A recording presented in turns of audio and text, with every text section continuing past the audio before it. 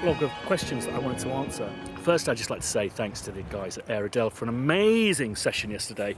I think, making music's like making soup, and homemade soup tastes so much better than anything you get from a can, carton, or a pouch, and that is because of the minute adjustments that you make and the love that you put into it. So, yesterday's session at Airedale and Air Studios, they're both similar in one respect, and that is that they make you feel like you're part of the family. And I don't think there's a coincidence there, because both of these very separate businesses were set up by George Martin, and he knew how to make records.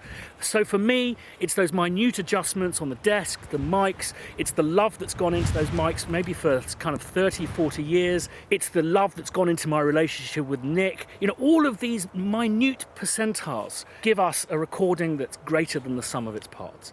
Which leads me on to, I think it's Simon Ederer, alongside many people, asked me what's a good kind of entry-level sample pack. And I would just really, and this is kind of dev suicide, I would really urge you to make your own. And so the great joy of this thriller that I'm working on now is there's not a single commercial library going to appear on the master. Actually, there is one. But all of the Spitfire samples I've used as they were originally conceived, which is to create mock-ups. They've then been replaced by the string band that I recorded yesterday, which is a great privilege, I do know that. And then I've made the rest myself from my fuck box, my triple felt piano, and we've had some great contributions from Leo. This is a kind of a homemade soup of my own making, with exception to, one of those rare ingredients you need to buy in. The saffron of sample libraries is Pendle's Sound Dust. I'm using the Ghost piano, which you can get both from his site, and we also distribute it on the Spitfire website, links below. If, gun to my head, I was asked, for an entry into Spitfire, well, I actually designed one, and that was Albion 1 for your epic symphonic stuff. My personal favourite, and I think would stand you aside from the crowd, is Albion 2, which is really quirky, and the loops are a get out jail for free card. If you're just looking for strings, I would go for the chamber strings. They're very, very special. Izzy Wizzy, you asked, actually a lot of people have asked about my gimbal, which is Osmo mobile gimbal by DJI, and the reason why I've kind of switched from the GH5, which actually takes nicer pictures and doesn't make me look as fat, to this is I was just going mental with the kind of running around footage. It was just so shaky on the GH5. You really have to concentrate on focusing, all of that kind of stuff, whereas this is a lot more kind of idiot proof, even though it's shit in low light and the sound quality is not nearly as good. Also, the other reason is, I have a thing about men of my age wearing product in their hair. I think it should be like illegal with a custodial sentence. There's just something about a guy my age with a GH5 and a Gorilla Pod. It just, I don't know, it's a bit kind of product in the hairy for me.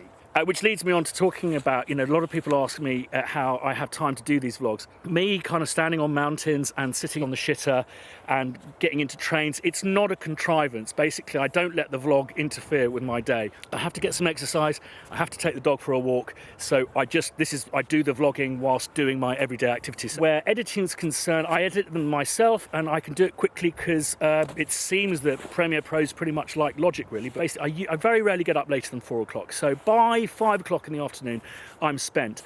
So there's a hinterland between kids' dinner and pub, which I fill now with editing. And to be honest, what did I used to fill that hinterland with? VI control. So I've kind of quit that, and I'm now doing something creative. A lot of you have been asking, how have I got on with my controller? And I really thank you for all of the suggestions you've made.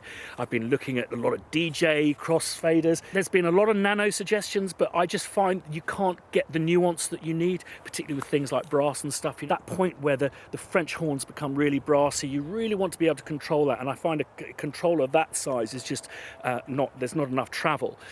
Also, a lot of people have suggested the iPads. I just need something physical. However, for those of you who have seen Spinal Tap, and if you haven't seen Spinal Tap, switch this off immediately. Go do your homework. But yesterday at the airport, I had to get my Behringer out, and it really was like the cucumber in the foil moment. I just do not want to be seen in public with my Behringer. So I was really glad that the thing I plumped for arrived in the post whilst I was down in London. So here's an unboxing of what I hope to be my portable solution for a fader controller.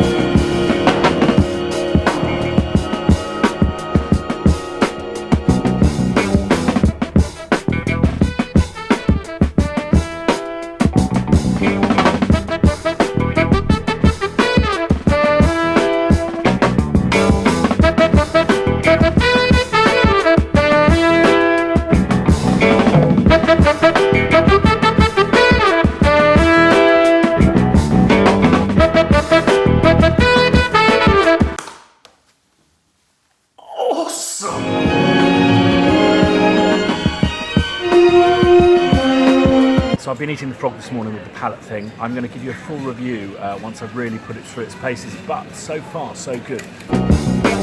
One of you has correctly pointed out that my little film that was titled How to Mic a String Ensemble does involve the use of £30,000 worth of mics. If I was to offer up basically a beginner's pack of mics, say if you're going to record a quartet, I'd say a pair of Coles and a pair of Neumann KM184s would work really well. And I'd use the Coles as the outliers, so for the first violin and the cello, and the 184s in between.